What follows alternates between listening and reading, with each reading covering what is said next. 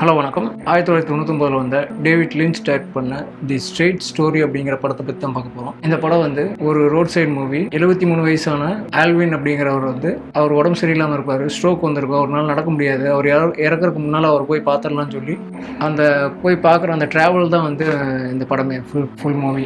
ஆனால் இவருக்கு ஆல்வின் அப்படிங்கிறவருக்கு வந்து என்ன அப்படின்னா கண் பார்வை மங்கி இருக்கும், சரியாக நடக்க முடியாது. அதனால இவருக்கு லைசன்ஸ் வந்து நிராகரிச்சிருப்பாங்க. ஸோ இதுக்காக என்ன பண்ணுவாருன்னா வந்து புல்லுவட்டை டாக்டரி எடுத்துகிட்டு போவார். புல்லுவட்டை டாக்டரி அப்படின்னா ஒரு சின்னதாக இருக்கும். அந்த டாக்டரி வந்து 1 கிலோமீட்டருக்கே வந்து 5 மைல் தான் போகும்.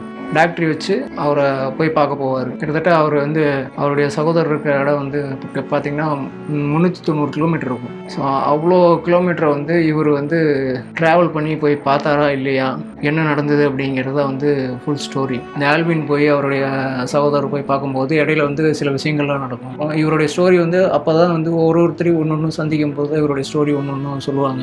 வேர்ல்டு வார் 2 வந்து இவரும் பங்கேற்றிருப்பார். இந்த ஆல்வின் அப்படிங்கிறது யார் சொன்னாலும் கேட்க மாட்டார். அவர் பிடிச்ச பிடிவாதத்தில் இருப்பார். போய் பார்க்கணுங்கிற ஒரு முடிவில் இருப்பார். ஆனால் இந்த மாதிரியான ஒரு சுச்சுவேஷன் இருக்கும். அந்த லைசன்ஸ் இல்லாமல் இருக்கிறனால வந்து இவர் எப்படி போய் பார்க்கலாம் அப்படிங்கும்போது அதுக்கும் தடையாக இல்லாமல் அதையும் உடச்சி அந்த புல்லுவட்டை டாக்டரி வச்சு அதே வந்து 1 மணி நேரத்துக்கே வந்து 5 மைல் தான் போகும். அதில் வந்து 390 கிலோமீட்டரை வந்து பாஸ் பண்ணி அவருடைய சகோதரர் போய் பார்க்கணும். கிளைமேக்ஸ் சீக்வன்ஸ் வந்து ரொம்ப நல்லாயிருக்கும். படம் ஃபுல்லாகவே வந்து அவருடைய ட்ராவல் தான் இருக்கும். அவருடைய ஆக்டிங் ரொம்ப சூப்பராக இருக்கும். இந்த ஸ்டோரி வந்து பேஸ்ட் ஆன் ட்ரூ ஈவெண்ட். ஒரு விஷயம் கமர்ஷியல் மூவி பார்க்குறவங்களுக்கு இந்த படம் செட் ஆகாது. ஒரு ஸ்லோவாக இருக்கும் அந்த படம், ஆனால் நல்லாயிருக்கும். ஒரு உணர்வுபூர்வமான ஒரு படம். இந்த படத்தை பற்றி சொல்லணும் அப்படின்னா இந்த படத்தில் நடித்த அவர் ஆல்வினாக நடித்தவருக்கு வந்து ஆஸ்காருக்கு நாமினேட் ஆகிருப்பார். அந்த கேரக்டராக இருப்பார். நான் படம் பார்த்து ரொம்ப நாள் ஆச்சு. ஆல்வின் அப்படின்னு சொல்லும் போதே வந்து அவருடைய கட்டம் போட்ட சட்டை, அவர் அந்த 2 ஸ்டிக் வச்சு நடக்கிறது, அந்த டாக்டரி, இதெல்லாம் வந்து இன்னும் ஞாபகத்திலேயே அப்படியே இருக்கு.